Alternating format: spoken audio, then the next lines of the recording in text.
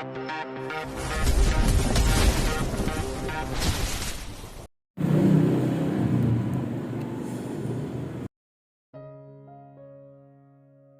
63. Istri kontrak Sang CEO.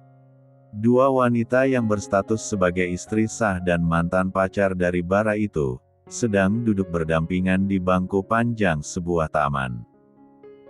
Jarak beberapa meter dari mereka, Pak Didi sedang menemani Cia bermain perosotan dan ayunan. Monica sudah keluar dari rumah sakit sejak beberapa hari lalu, dan kondisinya sudah sedikit membaik meskipun belum sepenuhnya pulih. Namun hari ini dia sengaja datang menemui Arumi untuk melanjutkan obrolan mereka beberapa waktu lalu saat di rumah sakit. Dia masih ingin mengeluarkan unek-uneknya pada wanita itu. Jujur saja, kamu menikahi Bara karena uangnya kan, bukan murni karena cinta. Kamu sengaja menjadikan kehamilan kamu itu untuk mengikat Bara supaya terus ada di samping kamu, iya kan? Tanya Monica memulai pembicaraan setelah hampir 15 menit mereka saling duduk terdiam. Arumi menoleh ke arah Monica, dia tersenyum tipis, jika iya, memang kenapa, Beralih dari wajah Monica, Arumi menatap ke arah Cia yang sedang bermain ayunan dengan didorong oleh Pak Didi dari arah belakang. Realistis saja, cinta saja tidak cukup bukan? Apalagi dengan profesi kamu yang seorang model dan artis, pastinya kamu juga butuh banyak uang untuk perawatan. Apa kamu masih mau bilang cinta jika Mas Bara hanya orang biasa? Kamu. Monica nampak geram, namun dia berusaha untuk mengontrol emosinya. Aku tidak munafik Monica, selain orangnya, aku juga membutuhkan uangnya. Apalagi dengan aku yang sudah terbiasa hidup pas-pasan sejak kecil, ketika melihat uang banyak, mataku pasti langsung menghijau. Harusnya mata Bara terbuka lebar, jika wanita yang dinikahinya ini adalah wanita matre. Ucap Monica mencemooh. Berbeda dari Monica yang sudah sangat menggebu-gebu, Arumi tetap bersikap tenang menghadapi kata-kata pedas mantan kekasih suaminya itu. Sematre-matrenya aku, Mas Bara tidak akan mungkin mau sampai meninggalkan aku. Jadi percuma saja kamu berteriak ataupun mengadukan ucapanku tadi, semua itu tidak akan merubah apapun dalam hubungan kami. Arumi tersenyum hangat, satu tangannya terangkat dan mengusap-usap lembut bahu Monica. Jagalah marwah kamu sebagai seorang wanita, Monica. Kamu cantik, jangan kotori hati kamu hanya dengan nafsu sesaat, yang nantinya akan menjerumuskan kamu ke dalam sebuah kata penyesalan. Aku yakin, banyak laki-laki di luar sana yang menginginkan kamu untuk menjadi pendamping hidup mereka. Memang, beberapa kali Monica sempat digosipkan dekat dengan rekan sesama artis ataupun model, hanya saja Monica selalu menepis gosip itu karena hatinya sudah terbara-bara. Tapi kali ini, haruskah dia mengikhlaskan lelaki yang masih menjadi penghuni hatinya itu? Belajarlah untuk membuka hati kembali. Mas Bara, dia sudah menjadi milikku, dia hanya bagian dari masa lalu kamu. Aku tidak sedang mencari musuh, jadi mari kita berteman Monica, berdamailah dengan keadaan, kamu mau kan? Obrolan dua wanita dewasa itu nampak begitu serius, seserius Pak Didi memperhatikan keduanya dari jarak yang cukup jauh. Takut nantinya terjadi perang dan pastinya dia yang akan jadi orang pertama yang disalahkan oleh tuan mudanya, Pak Didi segera merogoh ponselnya dari saku celananya dan menghubungi nomor tuan mudanya itu. Siang ini Bara sedang makan siang dengan teman lamanya, yaitu Ravandra Harrison. Bara yang tadi baru selesai bertemu dengan seorang klien tidak sengaja bertemu dengan Andra di sebuah restoran, hingga mereka memutuskan untuk makan siang bersama sekaligus reunian. Bara dan Andra dulu adalah teman satu kampus, selain mereka ada juga Marvel. Meskipun tidak terlalu dekat, namun Bara dan Andra cukup saling mengenal satu sama lain. Menikah tidak bilang-bilang, jika diundang, aku dan istriku pasti datang, ucap Andra di sela-sela makannya. Semuanya terjadi secara mendadak dan tiba-tiba, sama seperti pernikahan kedua kamu dulu. Kita ini, sama-sama korban nikah paksa. Canda Bara. Andra tersenyum sembari menggeleng-gelengkan kepalanya, ada-ada saja kamu ini. Tapi kamu cintakan sama istri kamu. Jangan bilang gara-gara nikah paksa terus kamu berencana untuk meninggalkannya. Oh, tentu saja cinta, sangat malah. Awalnya memang terpaksa, tapi lama-lama nyaman, Andra.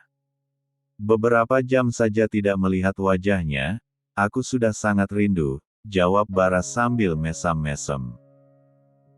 Tapi, memang begitulah faktanya, sehari saja tidak melihat ataupun mendengar suara Arumi, Bara sudah seperti orang frustasi, makan tak enak, apalagi tidur. Matanya sulit terpejam jika tidak ada Arumi tidur di sampingnya. Oh ya, berapa usia anakmu sekarang? Tanya Bara. 1 tahun, Bar. Jawab Andra. Nggak ada rencana mau nambah anak lagi. Tanya Bara lagi. Tidak dulu, punya 1 anak saja rasanya seperti memiliki 2 anak. Istriku seperti masih bocah, ada saja tingkahnya yang buat aku mengelus dada. Berbicara tentang istri dan anak, Bara jadi teringat dengan Arumi. Kira-kira, apa yang sedang dilakukan oleh istrinya itu sekarang? Tadi pagi saat dia tinggalkan, Arumi masih mual-mual walaupun sudah tidak terlalu. Tapi tetap saja Bara merasa cemas. Derdit. Dererededtt. Bara segera menghentikan makannya saat mendengar suara ponselnya berdering. Dia merogoh ponselnya dari balik jasnya dan melihat ada panggilan masuk dari Pak Didi. Ya, sejak Pak Didi sering mengantar jemput Arumi kemanapun istrinya itu pergi, Bara jadi mengesef nomor Pak Didi di ponselnya, sehingga supirnya itu bisa langsung menghubunginya jika terjadi sesuatu tanpa harus melalui perantara asisten Roy. Ya, ada apa? Maaf Tuan Muda, mengganggu. Saya hanya ingin melaporkan jika saat ini Nona Arumi dan Nona Monica sedang bicara berdua saja. Bara nampak terkejut, wajahnya langsung panik. Apa? Bagaimana bisa? Kenapa tidak kamu larang mereka untuk bicara? Sekarang di mana mereka? Sekarang kami sedang ada di taman dekat sekolahnya Nona Chia, Tuan. Tunggu aku di sana. Jika dua wanita itu saling bertengkar dan jambak-jambakan, kamu ikat saja dua-duanya. Bara mematikan sambungan teleponnya dan memasukkan kembali ponselnya ke balik jasnya. Ada apa, Bar? Tanya Andra saat melihat ada kecemasan di wajah temannya itu. Sorry, Andra, tapi aku harus pergi sekarang. Sebelum ada perang dunia ketiga. Tanpa menunggu jawaban dari Andra terlebih dahulu, Bara langsung bergegas bangun dan berjalan cepat keluar restoran. Dengan kecepatan tinggi, Bara melajukan mobilnya menuju tempat yang disebutkan oleh Pak Didi tadi. Sesampainya di sana, Bara bergegas turun dan berlari memasuki taman. Room. Arumi yang baru saja bangun dari duduknya dan hendak menghampiri Chia dan Pak Didi pun menoleh begitu mendengar suara suaminya memanggilnya. Nafas Bara tersengal-sengal, butiran bening mulai bermunculan di dahinya. Mas, kamu kok bisa ada di sini? Tanya Arumi heran. Bara tidak langsung menjawab, dia mengatur nafasnya lebih dulu yang nampak terputus-putus. Mana Monica, Rum? Tadi dia nemuin kamu kan? Dia nggak ngapa-ngapain kamu, kan? Kok nanyain Monica sih mas? Kangen sama mantan? Astaga sayang, bukan kangen, tapi mas khawatir sama kamu, takut kamu diapa-apain sama dia. Bara segera mengklarifikasi, takut istrinya ini salah paham dengan pertanyaannya tadi. Tenang aja mas, kejadiannya nggak sedramatis yang kamu takutkan kok. Tadi Monica datang cuma buat pamit, katanya dia mau pergi liburan dulu ke Singapura, pengin menenangkan pikiran di sana. Singapura. Waktu sudah menunjukkan pukul 8 malam, Shirley yang sudah bersiap pulang lagi-lagi harus melihat Romi yang sudah menunggunya di depan butik miliknya. Tanpa ragu-ragu lelaki itu langsung menghampiri Shirley. Kamu mau ngapain lagi sih, mas? Sudah aku bilang jangan ganggu aku dan Cia lagi, paham gak sih kamu sama ucapan aku tadi pagi? Gertak Shirley. Aku nggak akan ganggu asal kamu mau mempertemukan aku dengan Cia. Cia itu putriku, darah dagingku. Shirley begitu enggan untuk menanggapi ucapan Romi, dengan cepat dia melangkahkan kakinya menuju ke arah mobilnya. Sir, tunggu Sir. Romi sedikit berlari dan meraih lengan Shirley, membuat tubuh wanita itu berbalik ke arahnya. Dengan kasar Shirley menarik kasar tangannya hingga terlepas dari pegangan Romi. Kalau kamu terus berulah, aku akan panggilkan satpam buat mengurus kamu, mas. Ancam Shirley. Romi berkacak pinggang, dia tersenyum kecut, kamu ini benar-benar seorang ibu yang sangat egois, Shirley. Kamu ingin memisahkan Cia dari papa kandungnya. Mau sampai kapan kamu menghalang-halangi aku buat ketemu sama Cia? Hah? Cukup mas. Lebih baik kamu pergi dari sini dan jangan pernah kembali lagi. Jika kamu tidak mau pergi, maka biar aku yang pergi. Romi menarik kembali tangan Shirley dengan kasar saat istrinya itu hendak membalikkan tubuhnya. Wajah Shirley meringis kesakitan karena pegangan tangan Romi begitu kuat di lengannya. Wanita itu meronta minta dilepaskan. Ada apa ini? Sebuah suara mengagetkan mereka berdua. Keduanya langsung menoleh ke arah sumber suara. Nampak seseorang sudah berdiri tidak jauh dari mereka dengan menenteng sebuah paperback di tangannya. Bab 64. Shirley menarik tangannya dari genggaman Romi dan bersembunyi di belakang tubuh Gunawan. Jangan ganggu dia. Gertak Gunawan. Jangan buat keributan, sebaiknya kamu pergi dari sini, Romi. Jangan ikut campur, Gunawan. Ini adalah urusanku dengan Shirley. Tapi ini menjadi urusanku, karena Shirley adalah adikku. Dia sudah aku anggap seperti adikku sendiri. Romi menahan emosinya supaya tidak meluap. Tujuannya menemui Shirley memang karena dia ingin bertemu dengan putri mereka, bukan untuk membuat keributan apalagi sampai menyakiti mantan istrinya itu. Baiklah, tapi aku tetap akan menemui Shirley lagi, sampai Shirley mengizinkan aku bertemu dengan putri kami. Shirley segera keluar dari persembunyiannya saat Romi pergi, menatap punggungnya sampai sosok itu menghilang dari pandangan matanya. Kamu tidak apa-apa, Sir? Tanya Gunawan. Shirley menggeleng, tidak apa-apa, Mas. Mas sendiri ngapain di sini? Oh tadi Mas abis makan malam di restoran sama temen Mas, kebetulan Mas lewat sini jadi sekalian mampir mau lihat kamu. Ini Mas bawain kue buat Cia. Gunawan menyodorkan paperback di tangannya.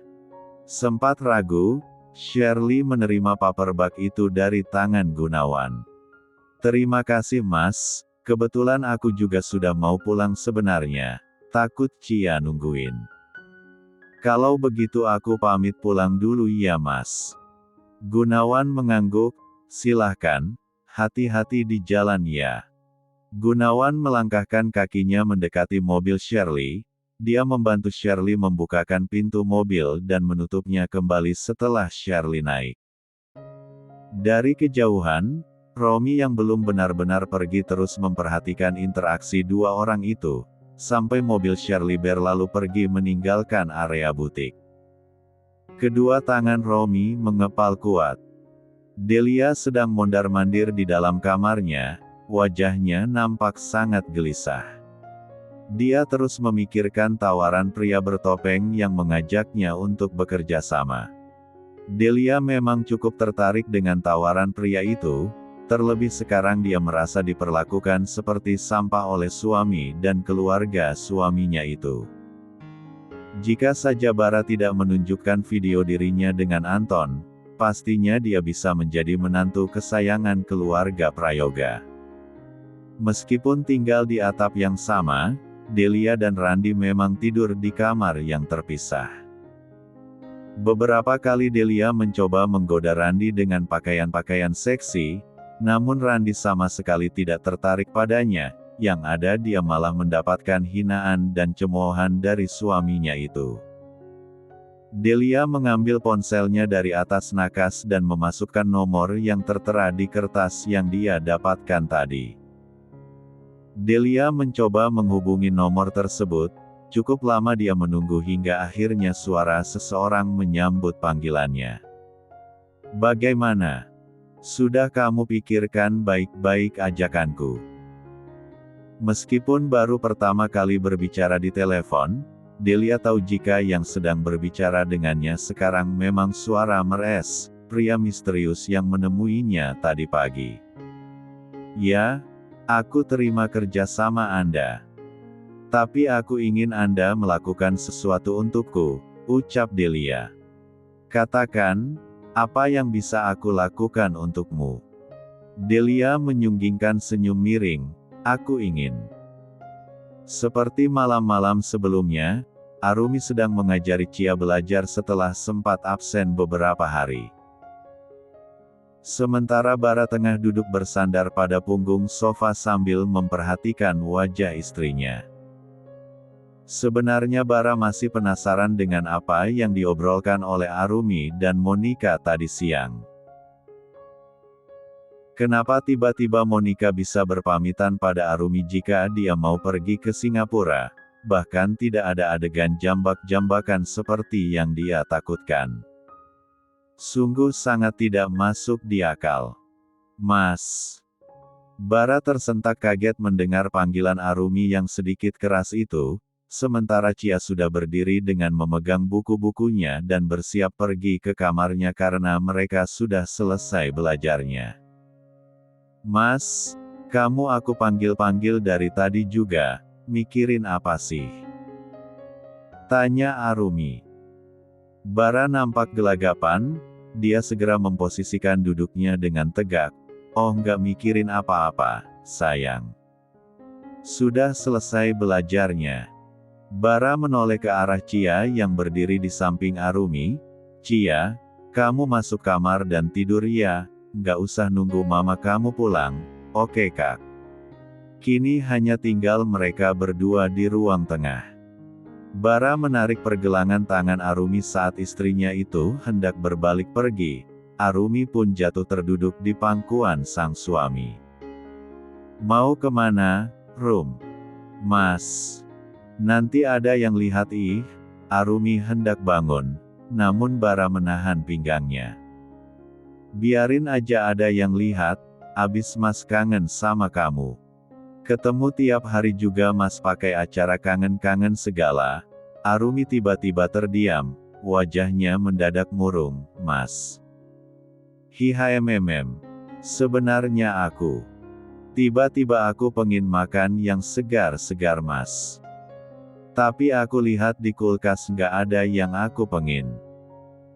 Bara tersenyum dan menyibakkan rambut Arumi ke belakang. "Memangnya apa yang pengen kamu makan?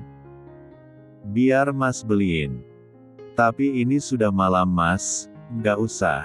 Besok aja aku beli sama Mbak Mirna atau Mbak Susi." "Coba bilang, Istrinya Mas ini lagi ngidam apa? Aku lagi pengen makan mangga Mas. Mangga? Malam-malam begini? Tanya Bara yang dijawab anggukan oleh Arumi. Ya sudah, kamu tunggu di sini bentar, biar Mas beliin dulu. Yakin Mas kamu mau beliin? Tapi ini udah malam loh. Bara menatap jam di tangannya dan melihat waktu baru menunjukkan pukul 9 kurang 10 menit, belum terlalu malam, sayang. Cuma bentar doang kok, daripada nanti kamu nggak bisa tidur gara-gara ngidam mangga. Arumi memang sudah menginginkan buah itu sejak sore, tapi jika harus melepas suaminya itu pergi malam-malam begini hanya demi menuruti ngidamnya, rasanya dia tidak tega. Lagi pula dia bisa membelinya besok dengan salah satu asisten rumah tangga di rumah mereka. Namun, bukan Bara namanya kalau tidak menuruti kemauan istrinya. Meskipun Arumi melarang, tapi Bara tetap pergi untuk membelikan buah mangga yang diinginkan oleh istrinya itu. Dengan menyetir sendiri, Bara melaju kencang mobilnya memecah keheningan malam. Beruntung di pinggiran jalan ada toko buah yang masih buka, hingga Bara tidak perlu mencari kesana kemari lagi. Seorang penjaga toko membantu Bara untuk membungkus buah yang Bara inginkan. Setelah menyelesaikan transaksi pembayarannya, Bara bergegas masuk ke dalam mobilnya kembali dan bersiap untuk pulang. Dia menaruh plastik berisi buah mangga itu di jok sebelahnya. Melewati jembatan di mana dia pertama kali bertemu dengan Arumi, Bara mengulas senyum mengingat pertemuan pertama mereka itu.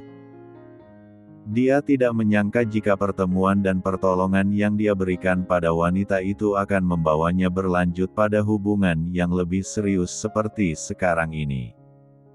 Astaga Rum.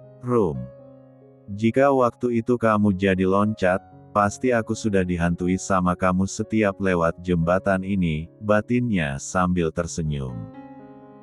Dari arah belakang, sebuah mobil melaju dengan kencang dan menyalip mobil yang dinaiki oleh Bara. Mobil berwarna hitam itu berhenti tidak jauh di depan mobil Bara hingga Bara mengerem mobilnya mendadak. Di depan sana, nampak 4 orang turun dari dalam mobil dengan 2 diantaranya memegang kayu balok di tangannya. Sementara 2 orang lainnya keluar dengan tangan kosong. Keluar kamu, Bara Alvarendra. Satu diantaranya berteriak dan mengacungkan jari telunjuknya ke arah Bara yang masih duduk di dalam mobilnya. Bab 65. Arumi yang merasa tidak tenang karena suaminya belum kembali, dia pun memilih menunggu di teras rumah. Beberapa kali Arumi menatap ke arah pintu gerbang, namun belum ada tanda-tanda mobil suaminya akan pulang. Arumi menatap layar ponselnya, sudah beberapa kali dia menelpon namun tak kunjung mendapat jawaban, mungkin Bara sedang menyetir dan dalam perjalanan pulang. Tuhan, dimanapun suamiku berada, tolong lindungi dan jagalah dia. Pintu gerbang berwarna hitam itu dibuka lebar, namun bukan mobil Bara yang datang, melainkan mobil Shirley. Shirley yang melihat Arumi sedang berdiri sendirian di teras segera menghampiri begitu dia turun dari mobil. Rum, kamu ngapain malam-malam sendirian di luar? Tanya Shirley, terlihat sekali raut kecemasan di wajah istri dari keponakannya itu. Aku lagi nungguin Mas Bara, Tan. Tadi katanya mau beliin mangga buat aku, tapi kok belum pulang juga ya? Aku jadi khawatir, jawab Arumi. Shirley mengulas senyum, nunggunya di dalam aja yuk. Jangan di luar, nanti kamu masuk angin, ajak Shirley. Aku nunggu di sini aja, Tan, tolak Arumi dengan halus, sebentar lagi juga pasti Mas Bara pulang. Ya sudah, Tante masuk duluan, jangan lama-lama di luarnya. Shirley menepuk bahu Arumi, dia segera masuk ke dalam rumah setelah mendapatkan anggukan sebagai dari Arumi. Bara menatap satu persatu wajah pria yang tengah berdiri di depan sana. Saat ini dia memang sudah turun dari dalam mobil dan sedang berdiri di depan mobilnya. 4 orang itu terlihat seperti preman, badan mereka begitu kekar, bahkan 2 di antara pria itu memiliki tato di tangannya. Kalian menyebutkan namaku dengan lengkap, sepertinya kalian cukup mengenalku, ucap Bara dengan suara sedikit keras. Keempat pria itu langsung tertawa terbahak-bahak. Bukan cuma kenal, kami bahkan ingin menghabisimu. Teriak pria dengan rambut panjang di kuncir satu. Bara mendengar suara ponselnya berdering dari dalam mobil, itu pasti panggilan telepon dari Arumi, istrinya itu pasti sudah menunggu dan mengkhawatirkannya. Aku tidak punya waktu untuk mengurusi kalian, sebaiknya kalian minggir dan jangan halangi jalanku. Setelah mengatakan itu, Bara memutar badannya. Baru 3 langkah dia berjalan, 2 orang yang memegang kayu balok berlari ke arahnya dan mengarahkan kayu balok tersebut pada Bara. Dengan gerakan cepat, Bara langsung memutar badannya dan mengayunkan satu kakinya untuk menendang tangan 2 orang itu secara bergantian hingga kayu balok di tangan mereka jatuh ke atas aspal. Brongsek. 2 orang itu kembali menyerang dengan tangan kosong, perkelahian pun terjadi, sementara 2 orang lainnya masih berdiri di tempat dan memilih untuk menjadi penonton dulu. Buh! Buh! Buh! Mendapatkan pukulan berkali-kali dari Bara, 2 orang itu pun terkulai lemah dan jatuh ke aspal dengan wajah penuh lebam dan mengeluarkan darah dari sudut bibir dan hidung mereka. Geram, 2 orang lainnya yang sejak tadi hanya menonton akhirnya ikut maju dan langsung menyerang Bara.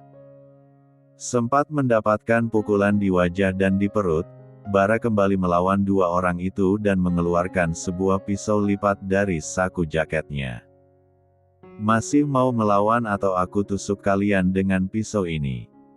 Sayangnya ancaman itu tak membuat mereka takut. Salah satu dari 2 orang yang masih berdiri itu hendak mengambil kayu balok yang ada di bawahnya, namun Bara lebih dulu melemparkan pisau hingga mengenai tangannya. Arggh! Pria itu mengerang kesakitan, D4 rah merembes keluar dari tangannya. Dengan tangan kirinya dia menyentuh batang pisau tersebut dan mencabutnya, D4 rah segar keluar semakin banyak. Jika masih mau melawan, aku masih punya pistol untuk menghabisi nyawa kalian. Ancam Bara. Padahal dia tidak memiliki pistol seperti yang dia katakan tadi. Dia menggunakan ancaman itu hanya untuk menakut-nakuti lawannya saja. Melihat kondisi mereka yang memang sudah tidak memungkinkan untuk melawan lagi, keempat orang itu akhirnya mundur dan masuk ke dalam mobil mereka kembali. Mereka melaju kencang mobilnya meninggalkan tempat itu. Bara menghela nafas panjang. Beruntung beberapa waktu lalu asisten Roy memberinya pisau lipat itu untuk berjaga-jaga, hingga dia bisa menjadikan pisau itu sebagai senjata untuk melawan 4 orang tadi. Bara bergegas masuk ke dalam mobilnya karena khawatir Arumi menunggunya. Terlalu lama. Masih setia menunggu di teras rumah, Arumi langsung menyeka air matanya yang sempat terjatuh saat melihat mobil suaminya masuk ke halaman rumah mereka. Bagaimana tidak khawatir, sejak tadi dia terus menghubungi suaminya itu, namun Bara tidak mengangkat teleponnya sama sekali. Mas. Arumi langsung berlari ke arah Bara begitu lelaki itu turun dari dalam mobil. Melihat luka lebam di wajah suaminya, Arumi nampak terdiam dengan kening mengernyit, netranya menelusuri luka di wajah suaminya, itu seperti luka pukulan. Mas, wajah kamu kenapa? Tanyanya khawatir, satu tangannya terangkat untuk menyentuh wajah Bara, namun dia urungkan saat Bara melihat suaminya itu meringis. Enggak apa-apa sayang, Ini tadi nggak sengaja jatuh. Jatuh bagaimana Mas? Jelas-jelas ini dipukul. Kamu berkelahi. Kesal Arumi, dia bukan anak kecil yang akan mudah percaya dengan kebohongan seperti itu. Wajah Arumi tertunduk lesu, matanya kembali berkaca-kaca. Ini gara-gara aku kan Mas, coba tadi aku nggak. Hus. Bara menangkup wajah Arumi, ini bukan gara-gara kamu, sayang. Iya tadi Mas ketemu begal di jalan, makanya Mas berkelahi buat ngelawan mereka. Bara terpaksa berbohong, tidak mungkin dia mengatakan yang sejujurnya jika orang-orang tadi memang sengaja ingin mencelakainya. Arumi pasti akan lebih khawatir lagi jika tahu tentang itu. Begal. Bara mengangguk, iya begal. Yang penting Mas nggak kenapa-kenapa dan Mas juga udah bawain mangganya buat kamu. Jika tadi Arumi sangat menginginkan buah mangga itu, sekarang tidak lagi. Melihat suaminya pulang dengan wajah penuh luka seperti ini, membuatnya merasa bersalah. Arumi melingkarkan kedua tangannya di pinggang Bara dan menyenderkan kepalanya di dadanya. Pelukan itu langsung dibalas oleh Bara. Lain kali aku nggak mau minta apa-apa lagi, aku nggak mau kamu sampai kenapa-kenapa, Mas. Arumi meneteskan air matanya, dia menangis sesenggukan. Bara menciumi kepala Arumi berkali-kali, Mas beneran nggak apa-apa, sayang. Justru kalau kamu nggak bilang, nanti Mas yang akan marah. Bara menghela nafas panjang, mending sekarang kita masuk yuk. Biar Mas kupasin mangganya buat kamu.